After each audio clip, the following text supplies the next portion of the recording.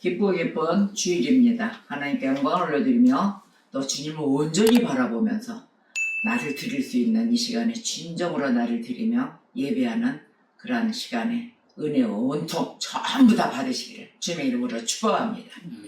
오늘의 은혜 받으실 말씀은 요한복음 14장 6절로 시작하겠습니다. 예수께서 이르시되 내가 곧 길이요 진리요 생명이니 나로 말미암지 않고는 아버지께로 올 자가 없느니라. 아멘. 자, 오늘의 그 말씀은 우리 기독교 신앙의 중심, 그 예수님의 삶, 또 죽음, 부활 이 이야기로 나눠볼까 합니다. 자, 우리 신앙생활에 첫째, 믿음에 관련된 것이 많습니다. 모든 것이 온통 믿음입니다. 믿음이 없이는 예수님을 알 수가 없고 받아들일 수도 없고 하나님 영접, 예수님 영접 어떻게 해요? 믿음이 없이는 받을 수가 없습니다. 그게 영접의 순서인데요. 우리가 신앙생활을 하면서 좀 두려움이 좀 생길 때가 있어요. 두려움, 초조. 근데 그 두려움을 이기는 믿음이 필요합니다. 그 어려운 순간이 막 믿음이 매일 충실할까요? 그렇지 않습니다. 믿음 충만 나는 믿음이 어디 가서 안 무너져. 우리가 그럴 때가 아니거든요. 순간순간 무너집니다. 그래서 우리가 이 두려움을 이기는 그 믿음을 가져야겠습니다. 평생 동안을. 외적인 어려움이 커지잖아요. 그럼 어떻게 돼요? 믿음 흔들려요. 다 까지고 이게 진짜 하나님은 하나님이고 별도고 우리가 이거를 해결해 나갈 수 있는 이것이 막막해. 소도 언덕 있어야 비빈다는데 비빌 데가 없어. 우리가 이럴 때가 많습니다. 그래서 그때 그 두려움이 찾아오는 걸 모르고 그때 두려움은 무엇이 올까요? 낙심이 와요. 희망, 소망은 없어지고 그냥 가라앉습니다. 그래서 하나님께로부터 난 우리 이걸 까먹게 돼요. 그러나 어떻게 해야 돼요? 극복해야 돼요. 극복하려면은 말씀을 자주 듣고 또 이 말씀 상고를 해야 돼요. 성경 상고를 함으로 인하여 자꾸 접해야 됩니다. 그렇지 않으면 우리는 매일매일 무너지게 되어 있어요. 하나님께로부터 난 우리입니다. 맞습니까? 아멘이죠. 우리는 세상을 이기는 존재예요. 하나님이 함께 하시기 때문에. 그래서 그 승리는 어디에 있느냐? 믿음입니다. 다른 데 없습니다. 오직 믿음만이 승리예요. 그래서 고난이 우리를 찾아와서 꼭 우리를 무너뜨리려고 해요. 그렇지만 믿음은 우리를 어떻게 한다? 하나님께로 더욱 매달리게 만든다는 것입니다.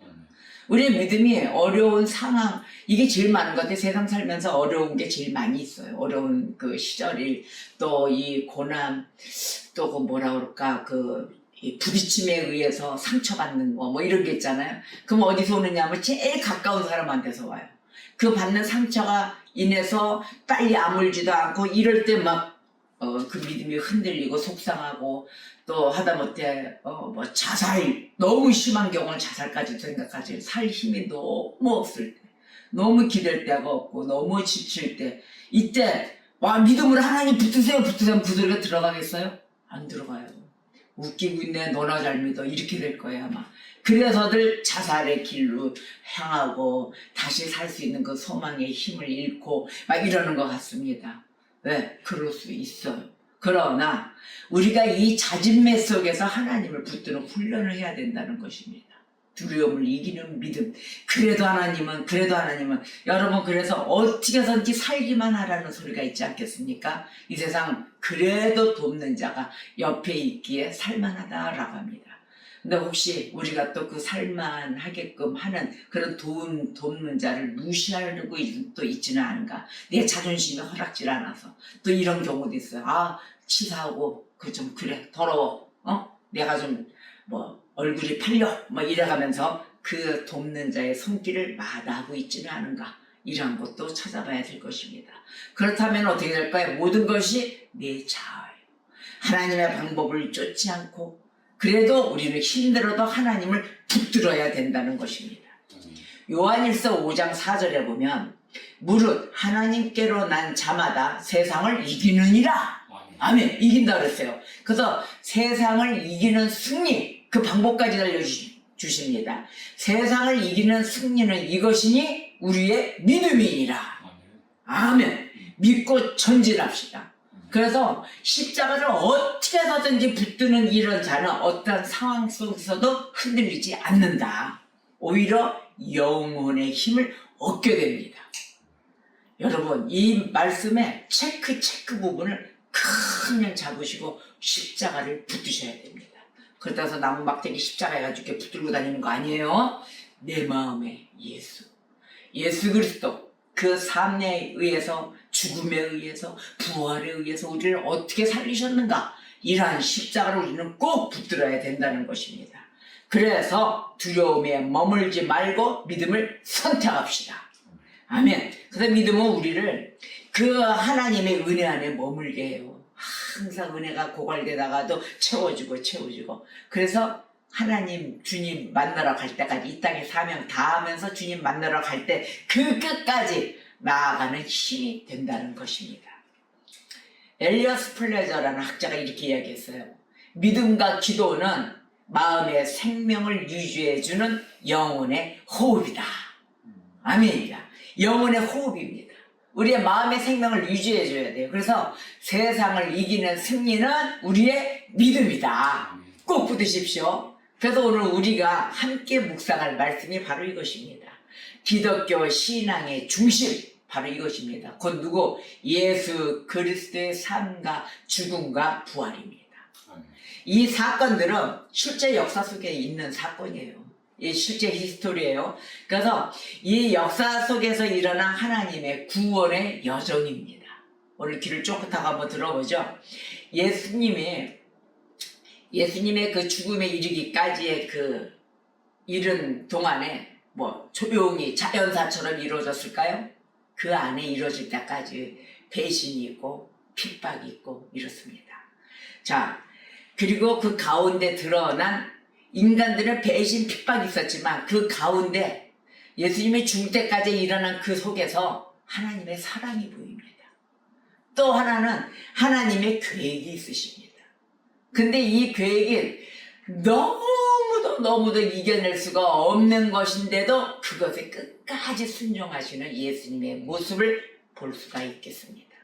오늘은 그것을 살펴보겠어요. 첫째, 예수님의 삶을 보니까 길이요 진리요 생명이신 예수님이시라 그랬습니다. 그 예수님은 언제 태어났냐면은 로마 제국이 압제 막 심할 때요. 로마 제국의 압제와 그 유대 종교 지도자들의 그 율법주의가 정치적 메시아를 기다렸어요. 그때 당시에. 뭔 정치 싸움에 율법에 막 부닥치고 싸움질을 하고 있으니까 이네들이 유대 백성들이 기다렸던 거는 정치적 메시아를 기다렸어요. 그래서 이 유대 백성들이 로마의 그 식민 지배에 있으니까 고통을 얼마나 받았겠습니까?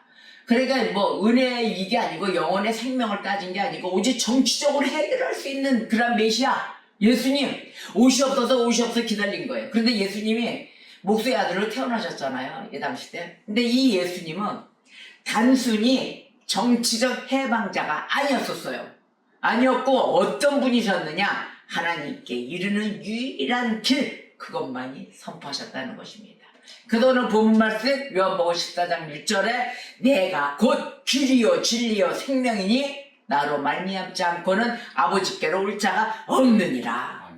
이것만 오직 선포하셨던 것입니다. 예수님의 삶에 뭐 있어요? 병들자 고치셨잖아요. 죄인 용서하셨잖아요. 그리고 하나님의 나라의 가치, 이것이 무엇인지를 몸소 보여주셨습니다. 여러분, 지금의 교회를 보십시오. 이 말씀은 가장 중요한 예수님의 삶 가운데 우리가 붙잡아야 될 말씀인 거예요. 왜 그러느냐? 교회가 이 유대 백성들이 로마 식민지 아래서 너무 고통스러우니까 정치적 메시아를 기다렸잖아요. 근데 예수님 뭐라 그랬어요? 내가 길이요 진리요 생명이다. 어떻게 됐어요? 하나님께로 갈 수 있는, 하나님 나라에 갈 수 있는 길을 가르쳤단 말이에요. 그래서 병든 자, 죄인, 하나님의 나라, 오직 이것만을 위해서 치료해주고 고쳐주시고 용서해주시고 그 나라 가는, 하나님 나라 가는 길만 오직 몸소 보여주셨다 했단 말이에요. 교회는 이래야 되는 거예요. 교회의 머리는 누구예요? 예수님 아니시겠습니까? 그 아래 지체들, 우리들 모두가 예수님과 함께 한 몸이 돼야 되는데 정치적인 것을 따지고 있으니 교회가 무너질 수밖에 없었다는 겁니다. 교회는 사람을 만들어내는 곳이에요. 하나님의 백성을 만들어내야 돼요. 그래서 가르침이 중요합니다. 잘 가르쳐서 배출해서 하나님 나라의 백성을 배출해야만이 국가가 삽니다. 근데 정치적인 메시지를 전달하는 곳이 아니라는 거죠, 교회는. 이와 같이 예수님의 삶, 예수님의 죽음, 예수님의 부활이 왜 일어났는지 이걸 정확히 가르쳐줘야 성도들이 그 안에서 하나님의 백성으로 하나님의 말씀으로 살아가며 만들어졌을 때, 진정한 교회가 됐을 때 세상을 나가면 세상은 어떻게 될까요? 복음으로, 복음의 나라가 된다는 것입니다. 그러면 서로 사랑하라. 그리고 사랑하며 서로 협력하며 선을 이루는 역사가 있다는 것입니다. 바로 이러한 것을 예수님의 삶 가운데 우리는 몸소 배우며 몸소 삶에 적용하며 살아야 된다는 것이에요. 그래서 예수님의 죽음을 보겠습니다. 예수님의 죽음은 마태복음 27장에 다 나옵니다.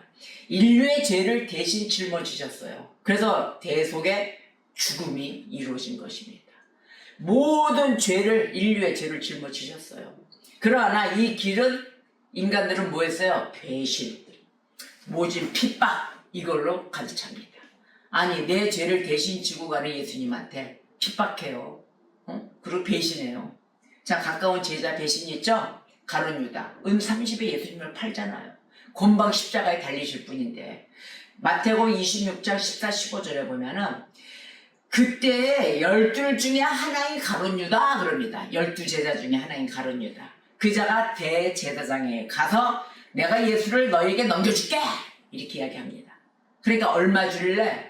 내가 넘겨줄 텐데 얼마 줄래? 흥정하죠. 흥정하니 이들이 은 30을 달아줬다, 이럽니다. 또 1등 제자 있죠. 1등 제자는 도망가고 부인합니다. 제자들이, 나머지 제자들은 전부 다 두려움에 모두 흩어졌어요. 근데 베드로는 거기 앉아서 이 1등 수제자가 3번이나 예수를 모른다고 부인합니다. 마태복음 26장 74절 75절에 보면 나와요. 그는 저주하며 맹세해야 돼. 저주까지 해요. 또 나 모르면 자기 목숨 살려고 예수를 저주까지 해요. 나는 그 사람을 절대 알지 못해요. 그러더니 곧 닭이 울더라.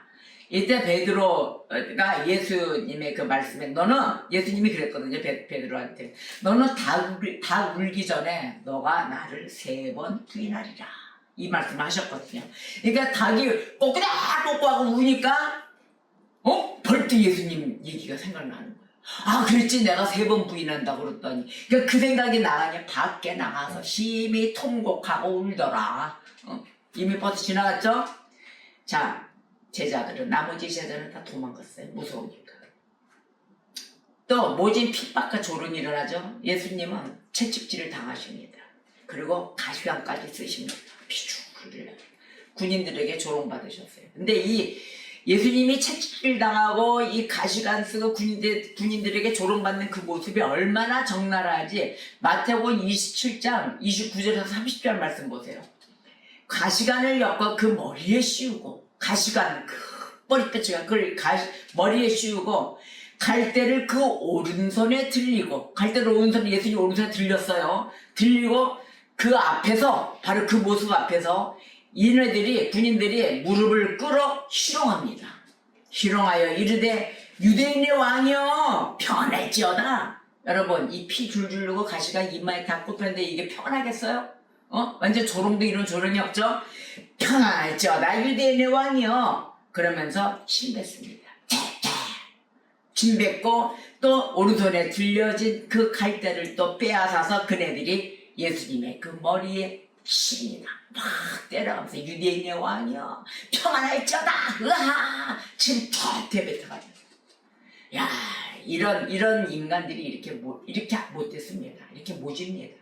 너무도 악독합니다. 그러나 예수님은 어떠셨습니까? 이 모든 배신, 자, 제자도 배신들 하고, 또 이 모르는 인간들도 와서, 군인들도 와서 핍박하고, 이런 가운데 끝까지 하나님의 뜻에 순종하셨다는 겁니다. 눈물 나는 사건입니다. 마태복음 26장 39절에 그럽니다. 내 아버지여 만일 할만하시거든 이 잔을 내게서 지나가게 하옵소서.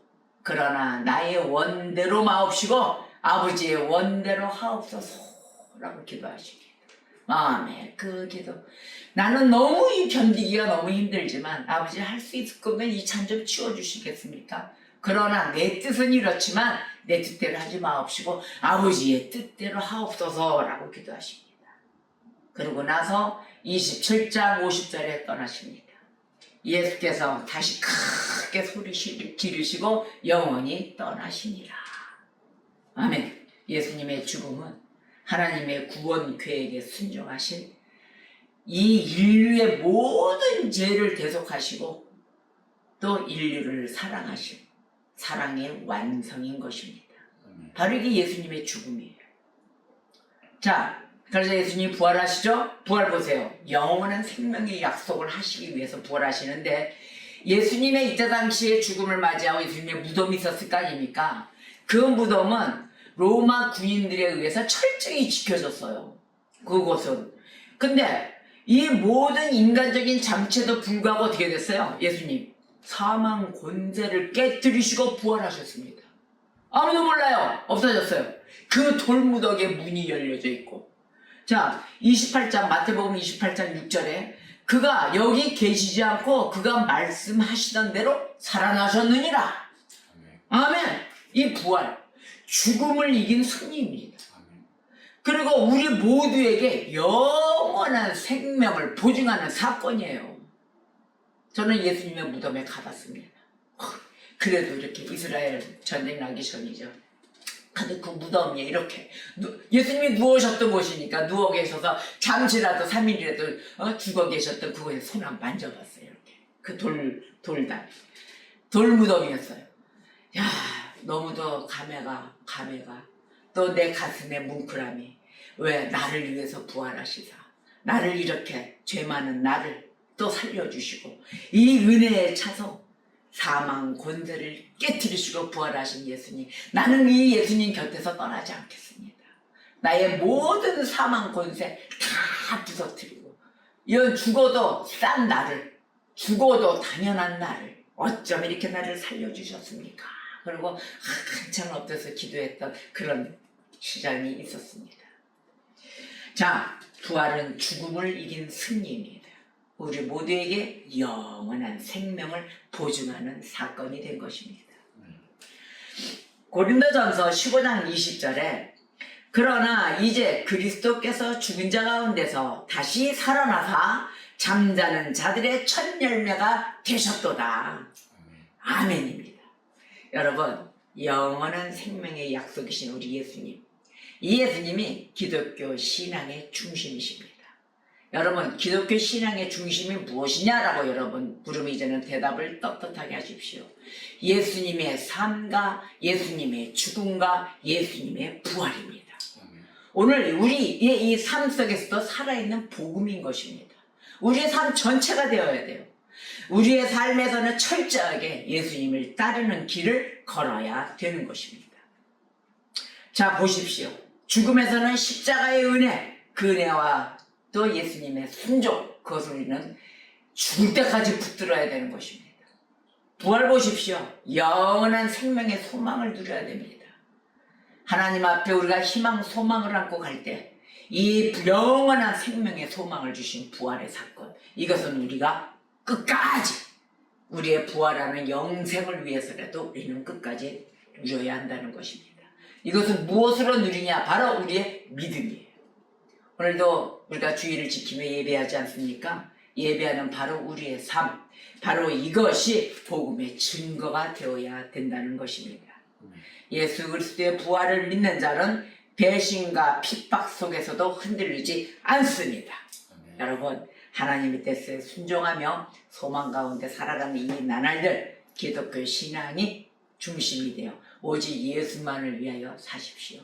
오직 예수, 오직 믿음, 오직 성령 충만, 오직 하나님께 영광인 것입니다. 오늘도 한 주간을 승리하는 여러분 되시기를 주님의 이름으로 축복합니다. 기도하시겠습니다.